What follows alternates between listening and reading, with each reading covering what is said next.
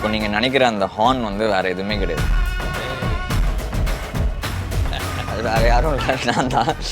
Jailer unlocked super star Rajinikanth അഭിനയിച്ച mega block buster ചലച്ചിത്രം ജയിലറിന് പിന്നിലെ കഥ സബ്ടൈറ്റിലിനോടൊപ്പം നിങ്ങളുടെ സൺ നെക്സ്റ്റിൽ മാത്രം കണ്ടാസ്വദിക്കാം. ഇപ്പോൾ തന്നെ ആപ്പ് ഡൗൺലോഡ് ചെയ്യൂ. അതാണ് മഞ്ജു ഇപ്പൊ ചെയ്യുന്നത്. ഇനി ബാനുമ്മയുടെ മുന്നിൽ 2 വഴികളേ ഉള്ളൂ.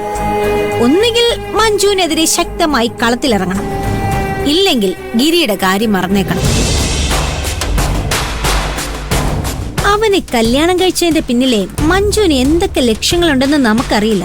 അത് നല്ലതാണെങ്കിലും ചീത്തയാണെങ്കിലും ഗിരി നേരിടട്ടെ എന്നങ്ങ് കരുതണം.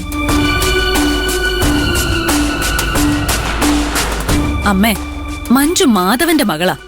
അവൾക്ക് ഈ കുടുംബം നന്നാവണമെന്ന് ഒരു ദേശവും എന്തായാലും ഉണ്ടാവില്ല.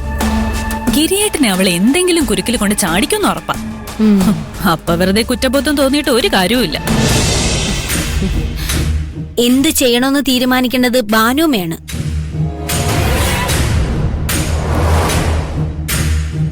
അറിഞ്ഞുകൊണ്ട് എന്റെ മോനെ ഞാൻ ഒരു അപകടത്തിലേക്കും തള്ളിവിടില്ല. അതിന് എന്ത് ചെയ്യാനും ഞാൻ തയ്യാറാണ്. അത് മതി. ഗിരിക്ക് മഞ്ജുവിനോട് ദേഷ്യം തോന്നാൻ ഇപ്പൊ പ്രത്യേകിച്ച് കാരണങ്ങളൊന്നുമില്ല. അങ്ങനെയുള്ള പ്രശ്നങ്ങള് നമ്മൾ ഉണ്ടാക്കണം, എന്നാലേ അവർക്ക് പരസ്പരം വെറുക്കാൻ പറ്റുള്ളൂ. മഞ്ജു ബാനുമ്മയെ അപമാനിക്കുന്ന തരത്തിൽ 2 വർത്തമാനം പറഞ്ഞാൽ മതി. ഗിരിക്ക് അവളോട് ദേഷ്യം വരും. ഞാൻ പലതവണ അമ്മയെ കൊണ്ട് അവളെ വഴക്ക് കേൾപ്പിച്ചിട്ടുള്ളതാ. എല്ലാം നിന്ന് കേൾക്കൂന്നല്ലാതെ അവള് തിരിച്ചൊരു അക്ഷരം മിണ്ടില്ല. അവളെ എന്തെങ്കിലും തർക്കുത്തരം അമ്മയോട് പറഞ്ഞാ ചേട്ടന്റെ മുമ്പിൽ അവളെ തെറ്റുകാരിയാവൂന്ന് അവക്ക് നന്നായിട്ട് അറിയാം. അവളെ എന്തെങ്കിലും പറഞ്ഞാൽ അവള് സഹിച്ചു നിൽക്കുമെങ്കിൽ നമുക്ക് അവളുടെ അനിയത്തിയെ പറഞ്ഞാലോ?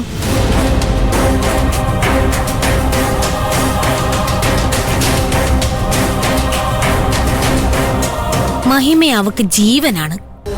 അവളുടെ പഠിപ്പ് മുടങ്ങാതിരിക്കാൻ വേണ്ടിയാണ് പേടിയുടെ പ്രശ്നം ഉണ്ടായിരുന്നിട്ട് പോലും അവൾ പോലീസ് ജോലി ചെയ്യാൻ തുടങ്ങിയത്.